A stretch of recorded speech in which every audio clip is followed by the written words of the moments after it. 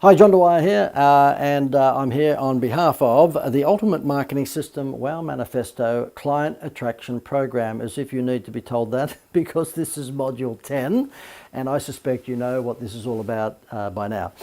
This particular module, though, I think you're going to find interesting. It is all about building repetitive trade. Who doesn't want to do that?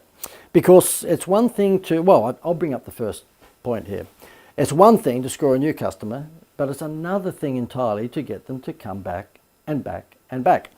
And if you're like me, you just don't want a customer who buys once off you. You want a customer who becomes a loyal client who buys regularly off you. That's just the way it is. Do you think Kellogg's really want you to buy the one packet of cornflakes? No, I think they want you to buy cornflakes for the rest of your life. And Coca-Cola, the same, and I can go on and on. You know what I'm talking about. Now, the thing is, with repetitive trade, the first port of call is collecting data. So if you want customers to come back on a regular basis, you can, pick your finger and put it in the air and just hope and pray that they will come back. Or you can actually give yourself a decisive advantage over your competitors in terms of influencing them to come back by collecting data in the first place. In other words, you get their name, you get their email address, and most importantly, you get their cell number, their mobile number. And then, of course, you encourage them to come back via offers that I'll showcase to you in just a moment. Now, McDonald's, as I've said before, are a pretty handy marketer. I mean, if you asked most people, what did you think about McDonald's as a marketer, they'd probably say they're very good. But guess what? In Australia, there will be 1.7 million people today, estimated, go through McDonald's to buy something, and McDonald's don't have one name or contact detail of any of those people. In America, that probably could be 20, 30 million people going through McDonald's today, and they don't have any contact details either. This is crazy madness. I've often said that if I was running KFC or McDonald's or any one of these big companies, and I'd call the marketing manager in and either dismiss them on the spot or say to them, why aren't you collecting data? Pretty easy. I mean, when they get to the counter of McDonald's, all you need to do is on that menu board, give them the chance to win a prize, whether it's a holiday or whether it's $100,000 or whatever it might be, and get them to text their details to a particular number. Or when they give you the receipt where you're waiting, for your hamburger to be supposedly freshly cooked, it might have your name and address details on there for those who are more old-fashioned and just fill that in and put it in the entry box. The fact of the matter is they don't even try. They don't even try collecting data. So this is a real big one. If you're going to stimulate repetitive trade for your business, you can either just, hope you build up a brand persona like McDonald's or KFC or, Coca-Cola or Kmart or any of those companies have done, and then just hope that people will vote with their feet and come back in and come back in and come back in. Or you could fast track that retention, that stickiness, by simply collecting data and then using very clever marketing techniques to encourage them to come back and back and back. So let me give you another point. Lobster Cave Restaurant. I've given you this case study in a previous module, so I won't spend a lot of time on it, but this particular guy, his name was Bill Ferg, or his name is Bill Ferg. He became a member of my private coaching program a couple of years back, and he has an upmarket restaurant in Melbourne, Australia.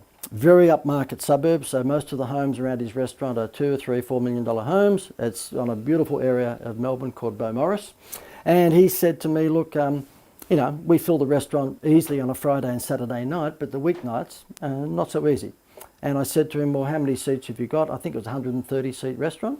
And so therefore I said, well, what are you spending on advertising at the moment? And he showed me, it was about $500,000 a year he was spending on, radio and newspaper advertising. I said, well, let's stop that.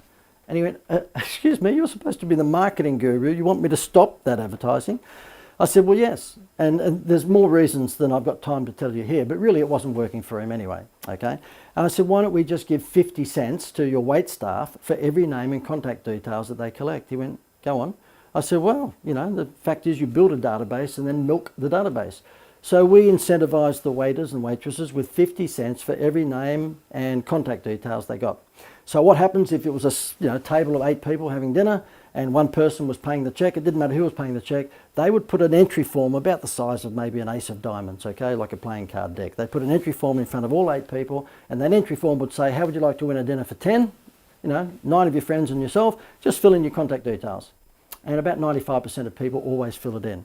Now today he has a database of 30,000 plus, but immediately he started to collect that data, what could happen is this. I said to him, use the telephone as your major communications tool. And so what would happen, and I was there live to see this. He's a bit of a character, this guy, so I guess he's a little bit like Crocodile Dundee, Paul Hogan. He's a real blokey bloke.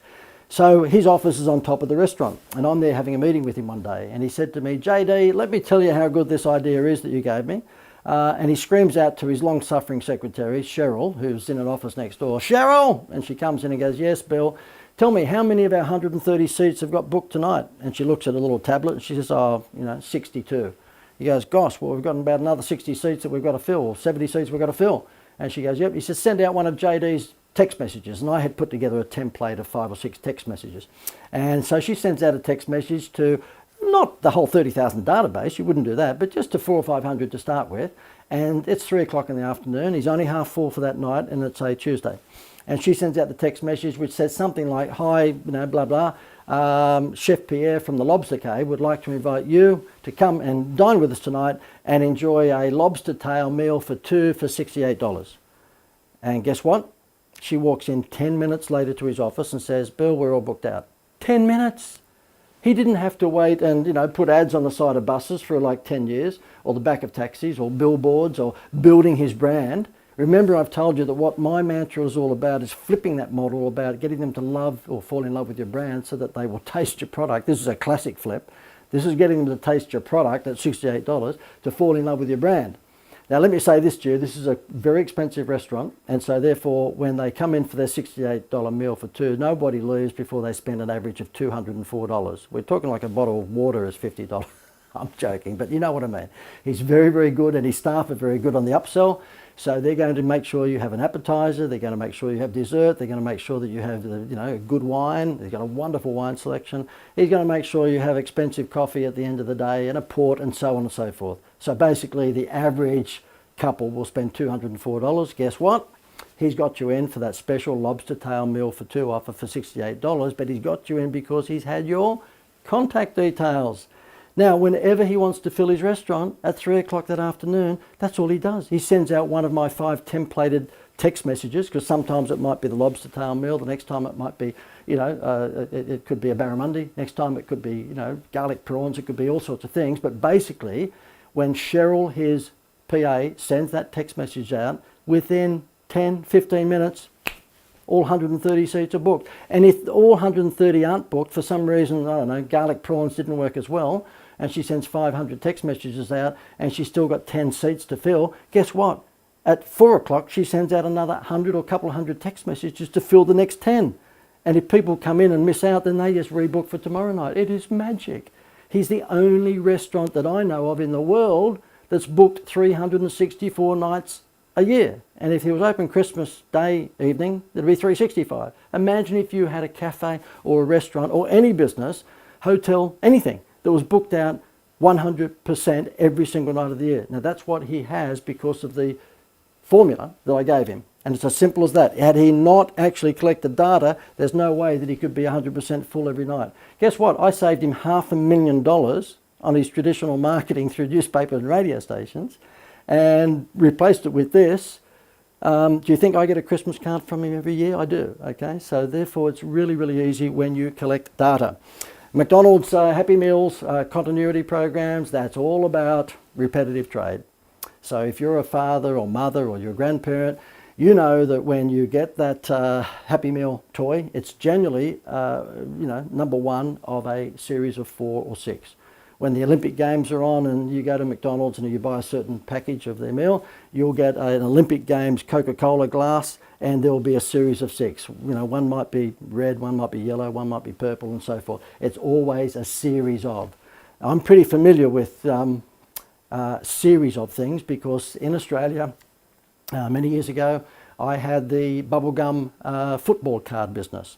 And so there was a company in Australia called Scanlon's Bubblegum that had it for many years. I took over from them in the 90s, and we took the business up 6-fold from where it was before in terms of turnover, because we knew how to promote repetitive trade. We would hand out samples of the big football stars, bubblegum cards in the big Sunday newspapers. We give millions of them away. It's called sampling. It's called taste testing. And so therefore the newspaper would give me $500,000 worth of TV in Sydney and $500,000 worth of TV advertising elsewhere, and they'd say, buy the Sunday paper and you get 2 free football cards. You know, the bubblegum cards we're talking about. Like if you're watching this in America, you'd be very familiar with the basketball cards. So we gave away millions of those at a cent each. It would only cost me 20 or 30 grand to give away a few million of them. And guess what? The newspaper, of course, would advertise on their front cover that you're going to get these free, front page, free football cards today. Guess what? The kids would race in, of course, because they've got the sample. It's like getting an ice cream sample and then wanting the rest of the ice cream. They would, pester power mum and dad to take them to the drugstore, news agency, to get the $2 packets. And once they got the $2 packets, if you've grown up with basketball cards or football cards, you know what I'm talking about. Once the kids are hooked onto the collection program, they keep on buying and buying and buying and swapping the cards at school and all that sort of stuff. So I'm very familiar with repetitive trade. And if you get repetitive trade, to complete the whole set of my football cards, which might be 200 and something cards in the series, these children would need to spend quite a few $100s. And be fortuitously, sort of swapping them at school with the ones that they needed. So that's all about the benefits that you get when you do build a repetitive trade formula. Think about a reward program for your products or services. Okay, and the one I gave you in one of our other modules, which is a really, really simple one, but it just explains the whole concept, is that if a hair salon was to put a 10% discount sign outside their door today, no one would come in. But if they said to you, look, Mrs. Smith, for every $50 you spend in my hair salon, we're going to give you a movie point. And when you save 6 movie points, which means 6 times $50, $300, we're going to give you 2 tickets to the movies. Do you think she's going to go to any other hairdressing salon throughout that period? If she gets, hair done twice and it's $100 a time, and she's up to 4 points, because for every $50 you get a movie point. So she's spent $200, she's got 4 movie points, and she ain't going anywhere, because she only needs 6 movie points to get complimentary double pass to the movies. And, give or take, movie tickets are $15. Multiply that by 2, that means the double pass is $30. $30 as a percentage of the $300 that she spent is 10%. But as opposed to putting a sign outside a hairdressing salon saying 10% off, no one would come in. This thing, because it's points related, it's reward based, then you just watch the stickiness that this gives your customer base. Now, I'm just using hair salon because it was an easy one, but you can consider that in your business. All you need to do to stimulate repetitive trade is to determine that if you didn't have my mindset, if you didn't have the JD direct response wow factor mindset, and you were trying to attract customers, what would be the discount level that you'd be prepared to give? Would it be 5%? Would it be 10%? Would it be 20%? Whatever it is. And once you've decided that, then that's the budget you should use to actually provide them with a bonus. So just turn your discount that you would have given into a wow factor bonus, and you can build repetitive trade. So for example, let me say, okay, so let's just say if I'll come back to the lawnmower, I use that all the time, but let's just say I was a lawn mowing guy, okay? Or let's just say I'm a cleaner, I'm a house cleaner. And every time I come and clean your house, I charge $100. And so therefore I'd probably come, let's say once a week, okay? And so that means over a month I would get 4 times $100.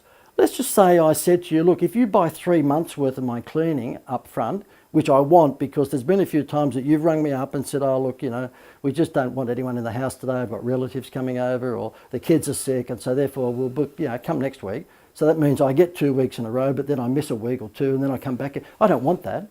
So therefore I would say to you, look, if you book me 3 months in advance, which is 3 times 4 weeks normally, so that's 12 weeks, that normally would be $1,200. I'll give that to you. I'll give you, if you buy a voucher of 3 months worth of my house cleaning, and I'll give that to you for $899 instead of $1,200. So basically you're getting 2 cleans for free. But I'm guaranteed that I'm basically getting 3 months worth of work out of you.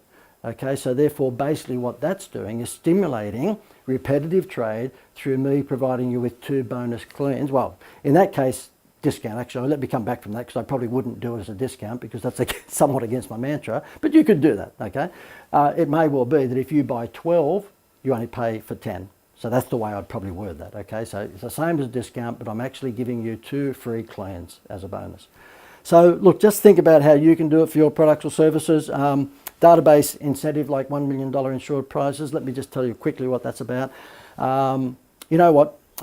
Lloyd's of London, big insurance company, provides what's called contingency insurance for prize giveaways. So when you see on television Who Wants to Be a Millionaire, that prize is not given away by the TV network. That's given away by an insurance company. And the premium that that TV station or the company that produces the show pays for that $1 million is based on the difficulty of the questions. Simple as that. So if the TV station wants to give away more $1 million prizes, they will make the questions easier, and of course their insurance premium goes up. Now, I have a relationship with a broker that looks after all of these insured prize promotions, and you can get $1 million to give away as an incentive for about 16,000 Australian dollars. Okay, at this point of time, that might be, I don't know, 12,000 US, something like that. And you can get $500,000 for about 8,000 Australian dollars. You can get a $250,000 prize for around about $4,000 and so forth. I think you can get a $100,000 prize for about $2,000 and a bit. Now, you're sitting there thinking, hang on, what are you talking about? How it works is this, is that the premium that you pay for the insured prize is based on the probability of it going off. So let's just say, for argument's sake, you said that for every $100 that you spend with me, online or offline, I'm going to give you a ticket into a $500,000 draw. And that $500,000 draw insurance will be about $8,000 if there's a 1 in 250 probability. And how that works is that if you run the promotion for a month or 2 months and you say, look, for everybody that buys off me online, for every $100 you spend, I'll give you a ticket into our $500,000 draw. And at the end of that promotional period, the 2 months, you draw someone's name out electronically or manually, and that person is invited then to participate in the major draw. Guaranteed to win a prize, but participate in the major $500,000 draw. So in the old world, it can be done online as well, but in the old world, that person would come to your boardroom or to a function centre. There'd be 250 envelopes, 250 on a boardroom table or perhaps in a barrel. And that person goes eeny, meeny, miny, mo, picks one of those envelopes. And if they pick the one with the $500,000 cheque inside, they get the $500,000. There is a Lloyd's of London insurance scrutineer there who has actually put the big prize in one of those 250 envelopes, by the way. And if they choose one of the other 249 envelopes, they win a consolation prize which you come up with. Now, whether that's a free holiday to Hawaii or a year's worth of groceries from a supermarket chain or whatever it might be, you have to look after the consolation prize. But you get the benefit of having that Elvis found headline for a very modest investment in insurance premium. Now, the reason I'm bringing this up to you is because this is what I call an artificial wow factor that can help stimulate repetitive trade. Because if you think about it, if you were to, say to people, for every X dollars you spend with me, you get a ticket into this major prize draw, there's a pretty good chance they're going to remain sticky with you. And there's a pretty good chance then that that reward program is going to serve you very well. One last example before I go, it was a car dealership, Toyota series of car dealerships in Australia, and we dropped out a brochure to homes surrounding each one of these car dealerships, and it was called a license to print money contest. We were giving away $1 million, or the chance to win $1 million, I should say. All you had to do, because we only wanted people to come into the car dealership who had a driver's license, you had to just simply come into the local Toyota dealership and present your driver's license, and if you did, then we gave you a free entry into the $1 million sweepstakes. However, if you took a test drive of one of our Toyota motor vehicles, you got 100 more entries. You got 100 more entries. So you've gone from 1 to 100. Guess what? 72% of people who came in with their license to get the free entry took a test drive. Why wouldn't you? You're going to get another 100 entries in the contest. It gives you a much better chance of, being in the major draw for the $1 million. And their sales just went whooshka through the roof. Really, really easy when you know how. Now, that's an offline way of doing it. There's plenty of online ways of doing it these days. If you want to, sort of hang around this environment, you're going to learn many, many, many more of those. That's about it. Look, I just wanted to highlight to you that, at the end of the day, one last thing. Sorry, I just pressed my little clicker here to see if there was anything else left, and there was. Affinity relationships with non-competitive companies that have similar audiences. Example of that is the Greater Building Society was selling home loans. I'm looking after their marketing. They were a private coaching client, and there happens to be a health fund, a health fund called NIB Health Fund that basically had a similar sort of working class audience, but were not a competitive product. They weren't selling home loans, and the bank or the building society wasn't selling health insurance. So we just helped each other by giving access to each other's database. So therefore, twice or 3 times a year, we would let the health fund email or mail our database offering them, the health fund benefits and bonuses and all sorts of things. And they would do likewise with us, actually tapping into their database, offering them a home loan. And so therefore what you're doing there is tapping into a similar target audience, but with a non-competitive affinity partner. And it's called affinity relationships. And so that's something you might like to think about as well. Having a relationship with someone who is non-competitive in your area, but has a similar customer base. That's about it for repetitive trade. It's all about making sure that you don't just make one sale, that you have regular interaction through a reward program or some sort of benefit scheme. And as you can see, that can be done through a sweepstakes, or it can be done through just collecting points and getting a reward at the end of it. Now let me tease you for the next module, and this will be module 11 of our 12, and it is all about social media, but social media that actually acts as a lead generator for you. There is so much waste of time and effort and money out there in the marketplace of business owners spending gazillions on social media because they've been told to get their name out there. As I've said to you a number of times already in this program, it's not a matter of getting your name out there, unless you've got a gazillion-dollar budget, by the way, and you can afford to do that. But it's not a matter of you as a small to medium-sized owner or operator of a business to get your name out there. It's all about getting their name in here, okay? I think by now, going through the modules that you already have, this is very sensible marketing. This is common sense on steroids. This is about spending your money on marketing that has a measurable return instantly, not in a year or 2 or 5 years' time when you've built the brand. This is all about getting food on the table tomorrow. So therefore, I'm going to show you in this next module some myths about Facebook and Instagram advertising and all that sort of stuff, where they keep on telling you to post photographs of your products or services, or God forbid what you had for breakfast. Throw all that out. Okay, I'm going to show you how you can use Facebook and Instagram advertising in particular to get instant response, to actually make sales the next day. I'm going to show you case studies, and I'm going to show you how we've done it. Now, before I leave, again, the blueprint, which is the written, sort of blueprint that covers this subject that we've just talked about, repetitive trade, is available for you to download right now. So I urge you to download that and even print it out if it's easier for you to sort of, read it when it's printable. I know that most of us are like that. You need to print these things out. I think you're going to find a lot of benefit in doing that, because there's a whole bunch of more case studies in there about repetitive trade and loyalty and reward schemes. Look forward to seeing you on the next module.